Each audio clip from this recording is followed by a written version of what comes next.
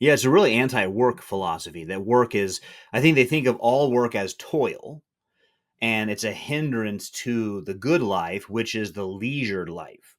And so they look. I mean, there's a lot of billionaires who do lead a leisurely life now, but I don't think they did that to become billionaires. And even then, once you've got that work ethic, it's hard for a person to step back and not do any work anymore. But it might be that they hate their sons who were just born into being a billionaire, and they just grew up on a yacht with a gold-plated diamond spoon in their mouth, and they say that guy's not fair. He's had this easy life. But again, back to my existential crisis point.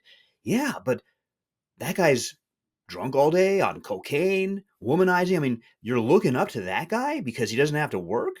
That's not a guy I look up to. I look up to people who did work hard and succeeded at things and said no to themselves, didn't have to always indulge their senses.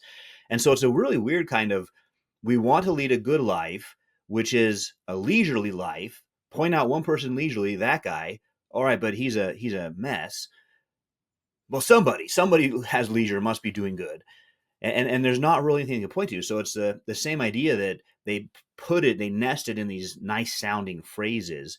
But I also think it taps into something deep. I'm a Christian, and so I think it taps into something deep about our sin and the way sin works in us, which is we just want to get what we want, and anything that hinders us from what we want, like having to go to work, we hate it.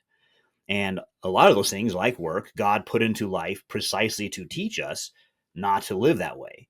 And so we also hate God. And I think there's just scratching the surface. You don't even have to go too far. I wrote a Substack post a couple of days ago that was a joke, 3 steps to a Marxist.